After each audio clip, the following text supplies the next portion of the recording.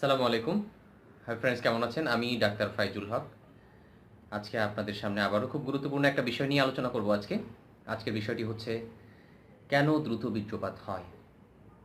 অবশ্যই গুরুত্বপূর্ণ। কি করলে, কি কারণে খুব দ্রুত বীর্যপাত হবে? সে বিষয়টা নিয়ে আলোচনা করছি। মাথায় রাখতে হবে যে আমাদের যে দ্রুত বীর্যপাত হয় এর কারণ ২ টা। ১ম কারণ হচ্ছে আমি যত কথা বলছি সব মেডিকেল সায়েন্সের কথা। কোনো বানানো কথা না, আমার নিজের মন গড়া কোনো কথা না। সো খুব গুরুত্বপূর্ণ। আশা করি ভিডিওটি প্রথম থেকে শেষ পর্যন্ত দেখবেন। আমাদের এ রোগের কারণ, দ্রুত বীর্যপাতের কারণ হচ্ছে ২ টি। ১ নাম্বার শারীরিক কারণ, ২ নাম্বার মানসিক কারণ। অবাক লাগতে পারে মানসিক কারণ কেন? আমি যুক্তি দিয়ে বুঝিয়ে দেব এখন। শারীরিক কারণ কি? কারো হরমোনাল ইমব্যালেন্স থাকতে পারে, তার দ্রুত বীর্যপাত হবে। কারো ডায়াবেটিস থাকতে পারে, কারো উচ্চ রক্তচাপ থাকতে পারে, ফ্যাটি লিভার যাদের আছে, লিভারের সমস্যা আছে, যারা বেশি ফ্যাট তাদের সমস্যা হতে পারে, দ্রুত বীর্যপাত হতে পারে। কারো হরমোনের সমস্যায় হতে পারে, হরমোন বলতে শুধু সেক্সুয়াল হরমোন না, থাইরয়েড হরমোনের জন্য হতে পারে, কারো ডাইজেস্টের জন্য হতে পারে। তার মানে এই প্রবলেমটা দেহের অন্য অনেকগুলো রোগের সাথে জড়িত। কারো পোস্টেড অ্যানলার্জ আছে, তার হতে পারে। কারো সিস্টাইটিস আছে, মানে সিস্টাইটিসটা আমি মেডিকেল ল্যাঙ্গুয়েজ বলে ফেললাম। একটু ক্লিয়ার করে বলি যাতে আপনারা বুঝতে পারেন যে কারো প্রস্রাবের যে থলির ইনফেকশন আছে, কারো প্রস্রাবের ইনফেকশন আছে, তার হতে পারে। কিছু যৌন রোগ আছে যেগুলো সেক্সুয়াল ইন্টারকোর্সের মাধ্যমে ছড়ায়, তার মাধ্যমে হতে পারে, যেমন সিফিলিস, গনোরিয়া, এসব যাদের হয় ইনফেকশন হতে পারে, ইনফেকশনের জন্য হতে পারে। কারো ইউরিনারি ট্র্যাক ইনফেকশনের কারণে হতে পারে। কিডনির যদি কারো প্রবলেম হয় তাদের হতে পারে। তার মানে হুট করে বলা যাবে না যে কি কারণে দ্রুত, কি শারীরিক সমস্যার জন্য, কি শারীরিক সমস্যার কারণে দ্রুত বীর্যপাত হয়। এটা কিন্তু হুট করে বলা যাবে না। হ্যাঁ, আপনি আমাকে জিজ্ঞেস করলেন, ডক্টর আমার তো এটা হচ্ছে কি কারণ? তার মানে এখানে পরীক্ষা নিরীক্ষা করতে হবে, ইনভেস্টিগেশন করতে হবে, ডক্টরের সাথে রোগীর কথা বলতে হবে, কন্ট্যাক্ট করতে হবে। তো তারপরে ডক্টর পরীক্ষা নিরীক্ষা করে দেখবে আসলে শারীরিক কোনো সমস্যা আছে কিনা তার। যদি শারীরিক সমস্যা থাকে তখন শারীরিক ওই রোগের চিকিৎসা করলে হবে। কিছু মেডিসিনের সাইড এফেক্টের জন্য এগুলো হয়। যারা দীর্ঘদিন ডায়াবেটিসের ওষুধ খাচ্ছে তাদের এই সমস্যা হতে পারে। যারা দীর্ঘদিন উচ্চ রক্তচাপের, হাইপার টেনশনের, হাই ব্লাড প্রেশারের ওষুধ খাচ্ছে দীর্ঘদিন, তাদের এই সমস্যা হতে পারে। যারা দেহের কোলেস্ট্রল কমানোর জন্য ওষুধ খাচ্ছে তাদের এই সমস্যা হতে পারে। যাদের হার্ট ব্লকেজের সমস্যা আছে, যারা হার্ট ব্লকেজের ওষুধ খাচ্ছে তাদেরও এই সমস্যা হতে পারে। তার মানে আমরা বুঝলাম কি, যে শারীরিক যে কারণ আছে, শারীরিক কারণের মধ্যে একটা হচ্ছে অর্গানিক নিজের একটা রোগের কারণে, আর একটা হচ্ছে যে বাহির থেকে আমরা যে ওষুধগুলো খাচ্ছি ওষুধের সাইড এফেক্টের জন্য এটা হতে পারে। এখন আসি মানসিক কারণটা কি। আসলে মানসিক কারণ ঠিক না, এটা মনোদৈহিক কারণ বলা হয়, সাইকোসোমাটিক বলা হয়। মনের কারণে দেহের যে সিমটমগুলো প্রকাশ পায়। যেমন কোনো মা, তার একটাই মাত্র ছেলে, কল্পনা করেন যে একটা মা, তার একটাই মাত্র ছেলে, ছেলে কোথায় থাকে? বিদেশে থাকে। হঠাৎ করে এই মা যদি শোনে যে তার সন্তান মারা গেছে, কেমন হবে বলেন? সে অজ্ঞান হয়ে পড়বে, তার প্রচুর ঘাম হবে, সে চিল্লাবে, চোখ থেকে পানি পড়বে। এই যে সিমটমগুলো, সে অজ্ঞান হয়ে পড়ছে, এটা কি শারীরিক লক্ষণ? প্রকাশটা কি শারীরিক না? তাকে কি কেউ আঘাত দিছে, পিটাইছে? পিটায় নাই। তাহলে কেন এই লক্ষণটা হয়েছে? মানসিক আঘাতের কারণে, তার সাইকোলজিক্যালি একটা আঘাত হয়েছে, তার সন্তানটা মারা গেছে। এই মানসিক কারণে তার শারীরিকভাবে রোগের প্রকাশ হয়েছে। প্রকাশটা হয়েছে কিসের? শারীরিক। বুঝতে পারছেন সমস্যা কিসের? শারীরিক। কেউ ভয় পাইছে, দেখবেন অনেক বাচ্চারা ভয়ের কারণে জ্বর চলে আসে, ফোবিয়ার কারণে জ্বর চলে আসে। ভয়টা কি? মানসিক।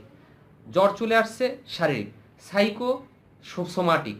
সাইকো মানে মনো, সোমাটিক মানে দৈহিক বা মনের কারণে দেহের যে সমস্যা। তার মানে জ্বর যদি ভয়ের কারণে হয়, এখানে কিন্তু চিকিৎসাটা জ্বরেরই করতে হবে।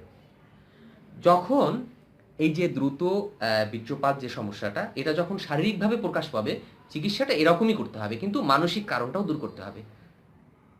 এখন আসি যে এভাবে আমাদের এই সাইকোসোমাটিক ডিসঅর্ডার বা সাইকোসেক্সুয়াল ডিসফাংশনটা কিভাবে হয়। ছোটবেলা থেকে এই বিদ্যাটা, মানে সেক্স এডুকেশনটা কেউ আমাদেরকে শিখায় নাই।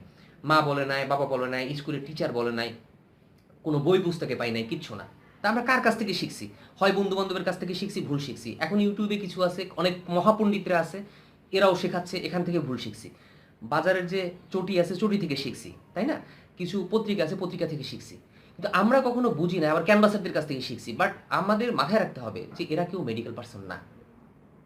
বাজারের যে চটি থেকে শিখছি, এই চটিটা আসলে ব্যবসায়িক উদ্দেশ্যে এরা দেয়। এরা ওই রং রস মাখাইয়ে লেখে বা এরকম দেয় যাতে এর বিক্রিটা বাড়ে, সেলস বাড়ে। ইউটিউবে যারা এই জাতীয় তথ্যগুলো দেয়, এরা রং রস এরকম মাখাইয়েই দেয় যাতে তার ভিউয়ার্স বাড়ে, এটাও তার বিজনেস।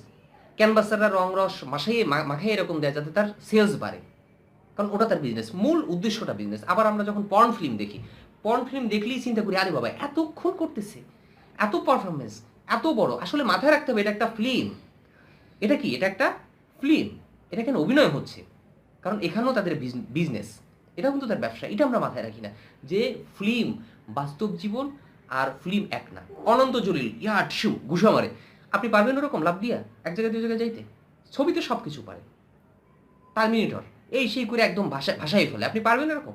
একটা গাড়ি উঠাইতে পারবেন? ভাই বাস্তব জীবন সিনেমা এক জিনিস না, পর্ন ফিল্মগুলো পুরোটা সিনেমা। তার মানে আমরা যা শিখছি পুরোটা ভোগাজ ভুল শিখছি। আর এই যে ভুল শিখছি, এই ভুল শিক্ষার জন্য আমাদের কি হয়েছে এটা বলি। আমাদের মনকে আমরা 3 ভাগে ভাগ করি, চেতন, অবচেতন, অচেতন। এখন আমি কথা বলছি, আপনি শুনছেন, এটা চেতনে আছেন। আপনি যখন ঘুমিয়ে থাকেন অথবা অজ্ঞান হয়ে যান তখন কিসে আছেন? অচেতনে আছেন। এখন হচ্ছে আমার কথা শুনছেন চেতনে, চেতন অবস্থায় আছেন। আর যখন আপনি দেখা যাবে যে ঘুমিয়ে থাকবেন তখন আছেন কি? অচেতনে। আর অবচেতন কি? এর মাঝামাঝি একটা বিষয়। আমি আরেকটু বলি, অবচেতনটা বুঝবেন। ধরেন মশায় কামড় দিয়েছে হাতে, আপনি খেয়াল করেন আপনার অজান্তে গিয়ে হাত চলে গেছে, গেছে না? গেছে। অথবা আপনি রাস্তা দিয়ে হাঁটতেছেন, দেখবেন যে গাড়ি আসতেছে, ইস একটুর জন্য গাড়িটা আপনার শরীরের উপর থেকে যায় না, কে যেন ধাক্কা দিয়ে ফেলে দিছে আপনাকে। এগুলো সব আমাদের অবচেতন মনে প্রোগ্রাম হয়ে থাকে। আপনার অবচেতন মন ওই কাজগুলো করে। আমরা অবচেতন মনে যেতে পারি মেডিটেটিভ লেভেলে গিয়ে, তার আগে না।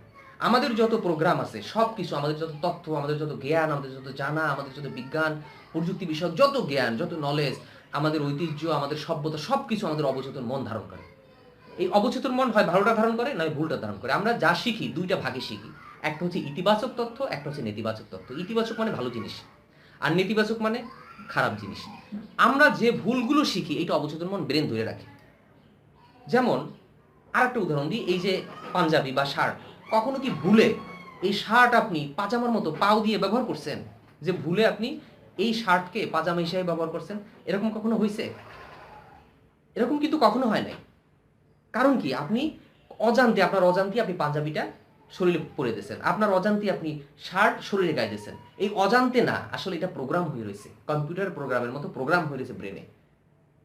আপনার অজান্তেই দেখবেন কখনো কিন্তু এই ভুলটা হয় না যে আমরা প্যান্ট হাত দিয়ে ঢুকে গলার মধ্যে ঢুকেছি, এটা কিন্তু হয় না। কেন হয় না? কারণ এটা প্রোগ্রাম হয়ে আছে, আমার অবচেতন মন আমাকে চালাচ্ছে। তো অবচেতন মন কি করে? যখন আমরা মাস্টারবেশন করি তখন একটা ভুল ইনফরমেশন মাথায় ঢোকে, কি? কেউ যাতে না দেখে, গরু চোরদের মতো।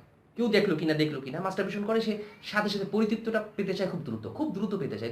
এই দ্রুত পেতে চায়। প্রথম আপনি খেয়াল করেন, আপনি ঠিক যে ভিডিওটা দেখছেন, প্রথম যখন মাস্টারবেশন করছেন তখন দেখবেন অনেক সময় ব্যাপী আপনি মাস্টারবেশন করছেন। কিন্তু পরবর্তীতে কি হয়েছে? আস্তে আস্তে সময়টা কমে গেছে। এই কারণে যে আপনার মনের ভিতর আপনি প্রোগ্রাম করে দিয়েছেন একটু দ্রুত হোক, একটু ভালো লাগাটা বেশি পাই। এই ভালো লাগাটা বেশি পাওয়া, এই দ্রুত হোক, এই বেশি পাওয়াটা কি হয়? ব্রেন প্রোগ্রাম করে ফেলে, আপনার বডি এতে অভ্যস্ত হয়, মনোদহি প্রকাশ পায় দেহের মাধ্যমে।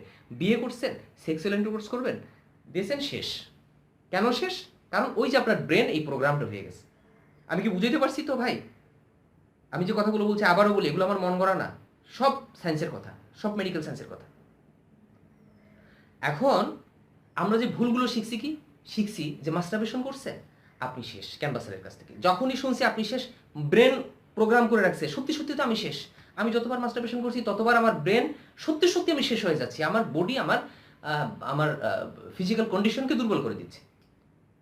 স্বপ্নদোষ হচ্ছে, ক্যানভাসাররা শিখাচ্ছে, ভুল শিখছি, স্বপ্নদোষ হচ্ছে, আপনি শেষ হয়ে যাচ্ছেন। একবার স্বপ্নদোষ হওয়ার সাথে সাথে আমি মনে করছি আমি শেষ হয়ে যাচ্ছি, এবং সত্যি বাস্তব জীবনে গিয়ে আপনি শেষ হয়ে যাচ্ছেন। বাস্তব জীবনে গিয়ে বিয়ের পর আপনার পারফরমেন্স করতে পারছেন না, সেক্সুয়াল ইন্টারকোর্সে আপনি ব্যর্থ হচ্ছেন। আশা করি বুঝছেন। এক নম্বর হচ্ছে শারীরিক, এক নম্বর হচ্ছে মানসিক। আমরা কিভাবে সমস্যাগ্রস্ত হই। আশা করি সঠিক জিনিসটা শিখবেন, মাথা থেকে ভুল দূর করে ফেলবেন, তাহলে আমরা সঠিক জিনিস আমরা আবার ব্রেনে রিপ্রোগ্রামিং করতে পারবো। আমার ব্রেন তখন সঠিক জিনিসটাকে গ্রহণ করতে পারবে, আমি সুস্থ হব। সবচেয়ে ভালো একজন ডক্টরের সাথে সরাসরি কথা বলেন। আমরা সামনে আরও ভিডিও নিয়ে আসতেছি, যারা নতুন আজকে ভিডিও দেখছেন অবশ্যই সাবস্ক্রাইব করুন, আমরা অনেক গুরুত্বপূর্ণ তথ্য আপনাদেরকে দেবো। আল্লাহ হাফেজ।